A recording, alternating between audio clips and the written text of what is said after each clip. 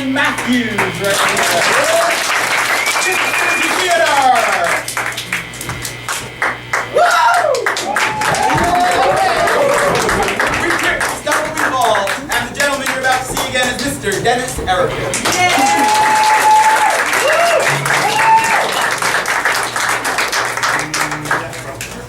Welcome back. Thank you. Before we get started, I would like to give a round of applause to two other people, to two most adorable and best behaved people under the age of 3 that I've ever met in my life.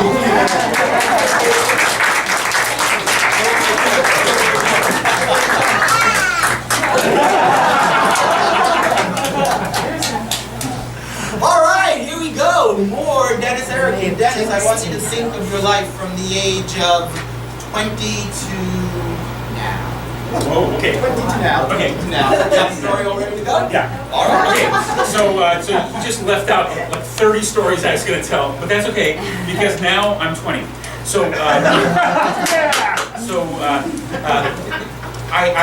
had been in a rock band since I was a teenager. My brother is a brilliantly guitarist, and which meant I had to play bass. And but we'd also developed this for our church. We had developed a mass of all the Hillsongs, and it got written up. And we were down in Cupertino, living in Cupertino. By the way, when my dad said we were moving to Cupertino, we looked at the map, and the map showed that it was half an inch away from Los Angeles. So I turned to my brother and said, "We're moving to LA, we're moving to Hollywood." But no, we're moving to Cupertino. So anyhow, there we are, and this was getting press. People were liking this thing that we had composed, and we were playing in various churches. And then the Indians, do you remember the Indians had Alcatraz?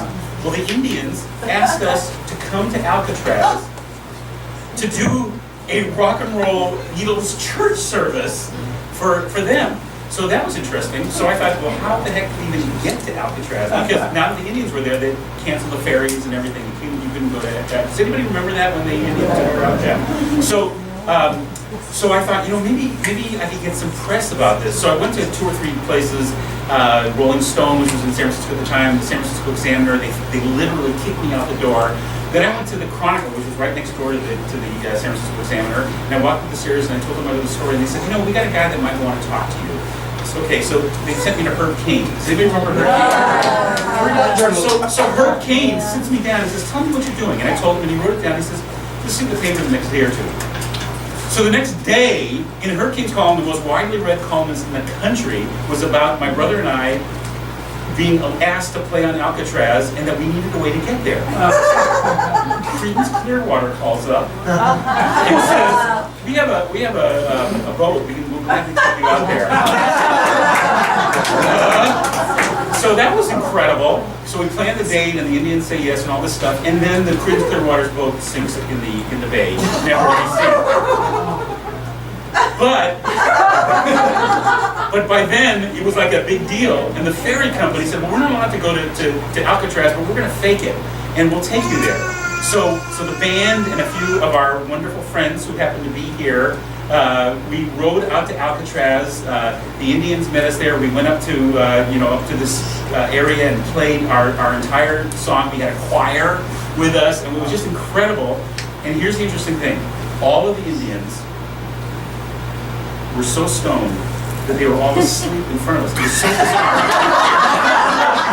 But the little kids, the 7, 8, 9-year-olds, were having a fantastic time. And they were dancing and jumping around. And one of them, by the way, was Benjamin Bratt, who goes on to become a kind of a movie star. And after we were done, they said, "Do you want us to show you around Alcatraz?" I said, "Yeah." So they took us, and by the way, years later, Lainey and I went to Alcatraz when she was a teenager. And the same tour we got from these little kids. And they showed us all these little things. It was an incredible afternoon.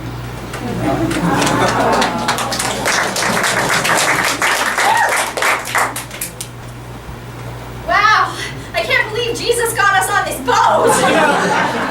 That's amazing. I didn't think he was going to call us back. Me neither. Oh, here he is. Hello, ladies. Hello, sir. Hi, Jesus. This is really generous of you. It's so nice. Of course. He's walking on the water. He's doing the thing. I guess he doesn't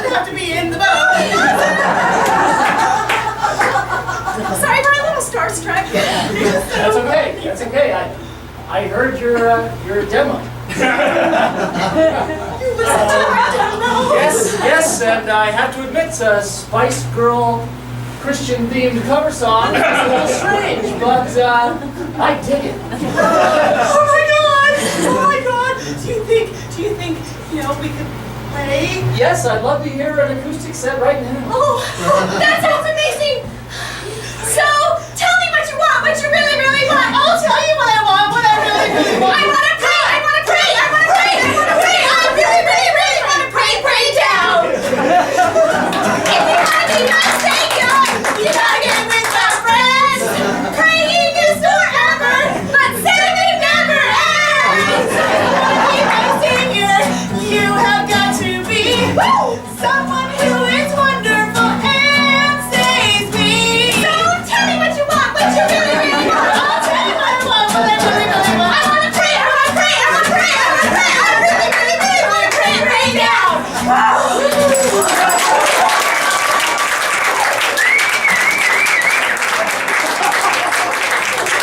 That was incredible, and we're gonna cut through this 20-year-old thing, go back 2 years. So while I was a senior in high school, the Grateful Dead started playing everywhere, and there was a place in Santa Clara called the Continental Ballroom, and they were going to be the headliners there.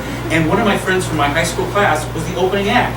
So we go to, the Grateful Dead were starting to become a big deal, and so I go backstage after my friend's opening act, and I go to hang out with the Grateful Dead. I'm 17 years old, and there's the Grateful Dead, and Jerry Garcia's fabulous guitar is there, and I said, would you mind if I looked at that? He said, no, and he handed it to me and sat me down, and he said, you play this. So he's sitting here plugging on this incredible Les Paul Gibson, and Jerry Garcia goes away, and the rest of the band goes away, and then they come back, and all of a sudden Phil Lesh walks up and yells, okay everybody, get ready, Cold Rain and Snow. And I go, terrified, oh my god, it's one of those Grateful Dead jam sessions and I'm playing lead guitar. And then Jerry Garcia walked up and said, I'll take that.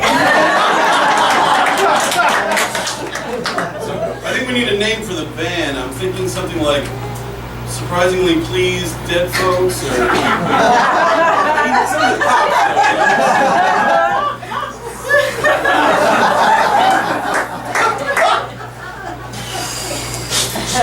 stuff, yeah. I don't know, maybe like How about Chipper Corpses? that's good. Take a shot.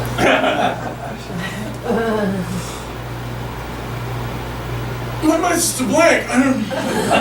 Yeah. So we just Hello, welcome backstage. Here I have my collection of trumpets. Would you like to try them? Yes, Yes, but don't touch that one over there. That one's special. What's so special about it? Well, when I was a very, very small child, I had this full-size trumpet, and I would have to drink.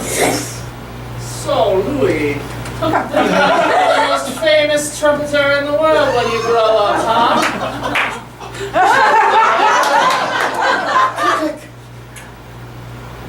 What do I need to do? So you're saying you're going to give me the best trumpet in the world? One that will make me an amazing trumpet player? It practically plays itself. And what do I have to give Right to you? here. Wait, what do I have to give to you? Well, you're so. Okay. So that was a cool tour of Alcatraz, wasn't it, son?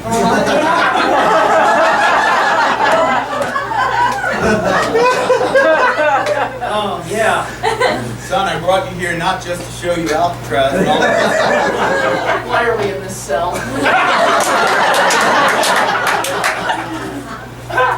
Son, you started to exist in this cell.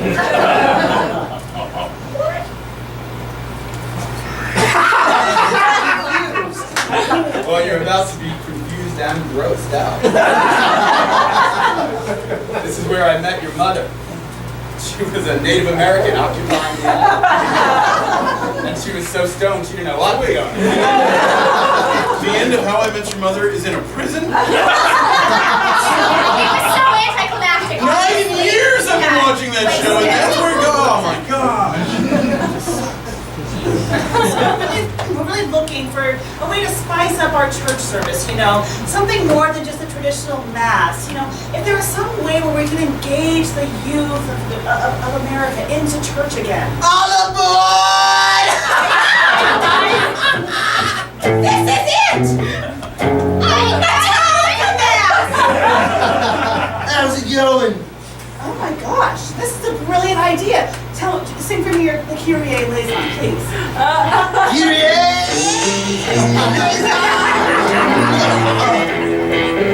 I feel the Holy Spirit! Well, sisters, I thought we could release these doves at our next mass.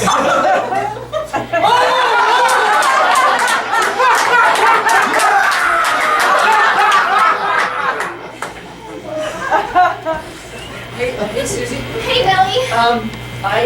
I started a band with my brothers, and I was wondering if you wanted to come to our gig. Oh gosh, that sounds amazing. What instrument will I be playing? Oh, well, I have 7 brothers. So, well, the oldest plays lead, Uh-huh. then bass, Uh-huh. drums, Uh-huh. dancers. Uh-huh. I play triangle. You play triangle. Yeah. Well, we have this really cool gig coming up. We're playing for a bunch of mimes. That sounds really amazing. Yeah. Well, I would love to go with you if I could get a backstage pass or something. Oh. Maybe we can hang out after. Of course. Can you swim?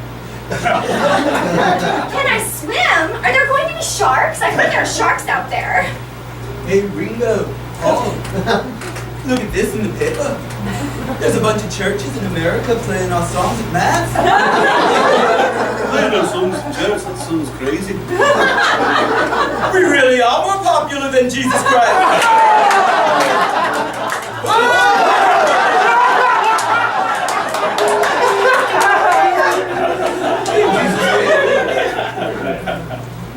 Sorry about the Sorry about all the Eastern spiritualism, but it's kind of what we're into right now. Your followers are all these straight-jacketed. John, let me introduce you to my friend Yoko.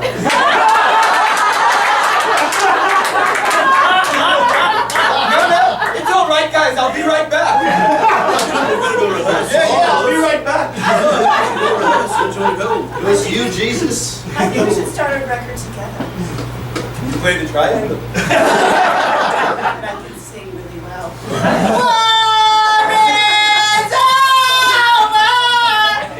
I already want to quit the band. Come, I'll make love to you.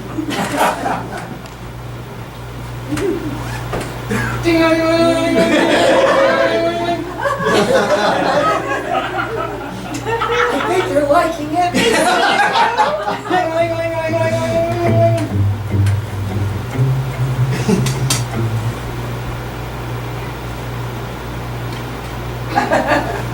Real money was what we agreed on.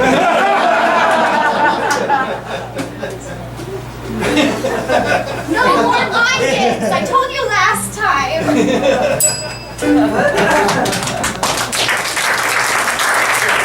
think it's an important part of the next piece of this. So you know, I've done all this stuff, and I'm 23 years old, and Lori tells me I have to get a job. Okay, so I think, okay, I gotta get a job. Maybe I could become like a restaurant or something like that, or maybe I could become an engineer like my dad. And then I thought, no, what I really want to do is I want to start a magazine. And I want it to be a magazine about music, because there's already 2 in the Bay Area. One is Rolling Stone for the fans, and one is Guitar Player for the musicians, so there really needs to be a third. And so I checked a book out of the library about how to start magazines, and it said that you needed $2 million, and I thought, oh darn, I don't have any money at all. And meaning I don't even have a bank account. And so I looked further down on the list and showed that you needed $1.8 million to convince people to pay the $1.95 to buy a magazine. So I thought, well, what would happen if I could just do a magazine for free, like a radio station or something, just for free? So I went out and sold some advertising to Dean Markley and a few other people, and had enough money to print the magazine. It was called Bam Magazine, Lori named it, and it was for Bay Area music, and went out and it went like crazy. It became the fastest growing magazine in the country that year, and it was just so fun to get to meet all these fabulous musicians. Jesus, son. Hey, Dad. Listen, Love what you've been doing on Earth with the walking on water thing and the water and wine. That was cool. That was Thanks. cool. But it's a good time to get a real job. Well, I'm just trying to find myself. Oh, come on. Like, I mean, look at what I did. This. I did this. This was work. This was hard, and it's this is a real job. Make something of yourself and of the rest of the universe. Well, it's like I wanted to start a religion, but I read you had to have like $2 million. It's true, they're expensive. Yeah. I've paid thousands in advertising. You have no idea, like billions. It's ridiculous. But no, I mean, come on. I mean, you're wearing the sandals all the time, and what is this? Is this like a dress? I don't even know. It's all the rage, Dad. You don't get me. Excuse me. Son. Your real son. Anyway, I was hoping maybe you could take up the family trade of carpentry. I've always wanted a son Oh, to... Dad, this is my earthly dad. Oh, right. The stepdad. How you doing? I don't even know what we talk about. What is it? Yeah. Well, I've been working with wood, but I just don't have an aptitude for it. I mean, I nailed these two pieces together.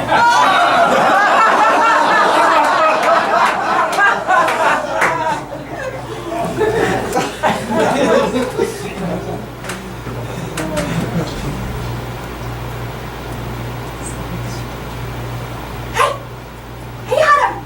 Come here! Is there a snake in that tree? Oh my God, it's a snake. What's it doing there?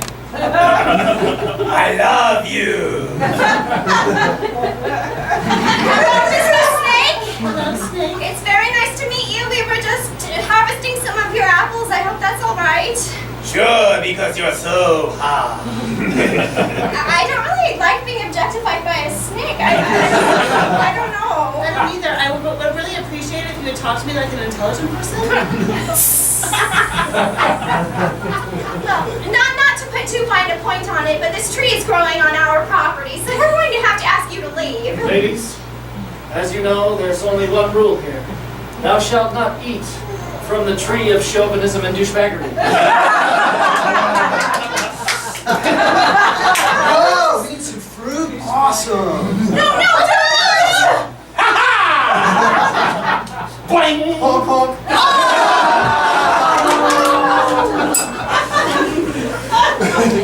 Let's do what we said before. No, you stay right here.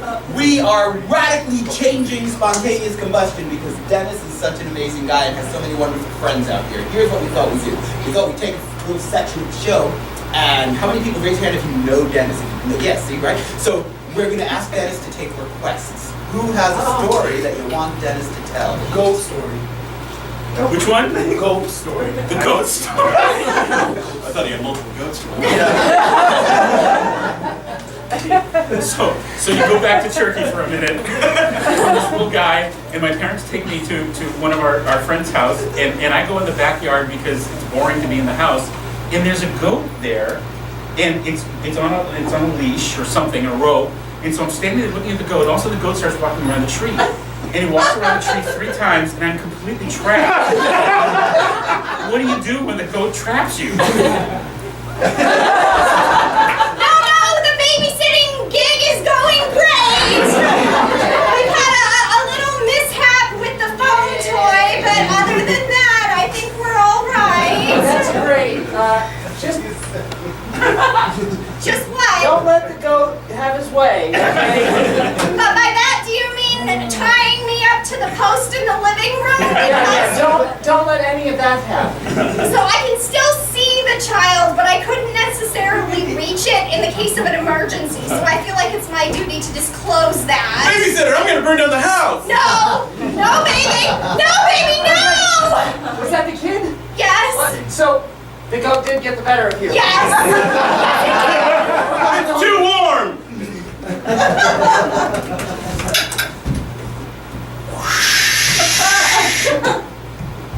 I hear.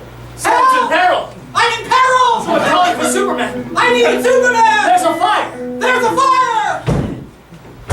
I'm Superman. Superman, you brought your goat! Leap tall buildings in a single bound, able to fight fire with fire. But why do you need the goat? He just follows me. This is how Superman handles fire! He just fights it with more fire! Be careful, the goat is tying you to that burning post!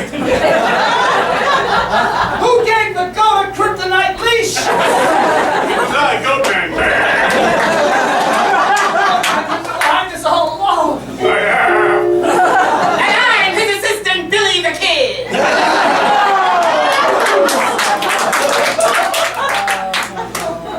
Okay. Somebody asked me about the Rolling Stones. Rolling Stones. Okay. So a number of years go by, band's doing well, Microtime's a computer magazine, A-Flex computer magazine in the country, putting on the Bammies, we talk about all those things, but all of a sudden I get the word from a friend who I had known since we were, in like 20 together. He went on to become the guy who ran Harrison Records, and he told me that Keith Richards wanted to meet me. Yeah, exactly. Keith Richards wanted to meet me. And not only that, but he wanted to smoke peyote with me in the desert. So my first thought was, wow, Keith Richards. And my second thought was, I don't want to smoke peyote in the desert with anybody. I don't even want to smoke peyote anywhere with anybody. So anyhow, but he's the last show of this big tour, and they're in Las Vegas, and they want me to go out there, so I fly there. Oh, and by the way, if you say you're with the Rolling Stones, you can get anything you want.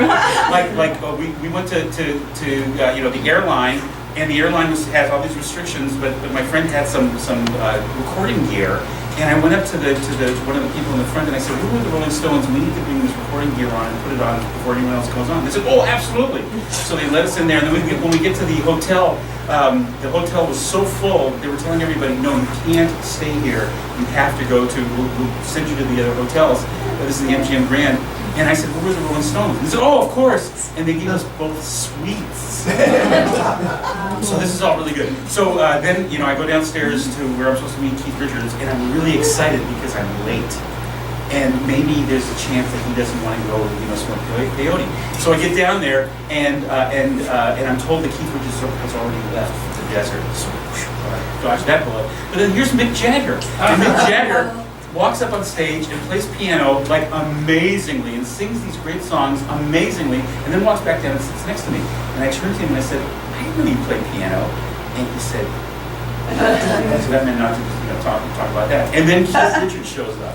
And Keith Richards walks over, and now I'm so excited I'm going to get to meet Keith Richards. And he walks right up to me, and he starts yelling at me because I didn't go smoke peyote with him in the desert. And all I can think of is, Keith Richards is yelling at me. Hey, Sam, I am. Will you smoke peyote with Sam? Will you smoke it here or there? I will not smoke peyote, Sam. I really just don't give a darn. Will you smoke it on a boat? I Will you smoke it with a goat?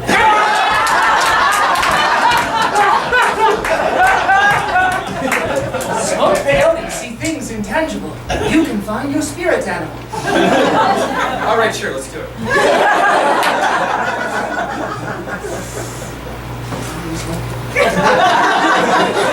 Dennis, you're in grave danger. What's the matter? Mick Jagger found out you told everybody about him playing the piano and he's really pissed. You gotta help me. I need a place to hide. I know a place in the desert. Oh God, you're ready. Well, for a minute I thought it was Jesus Christ. You do look similar. Wait! I'm sorry.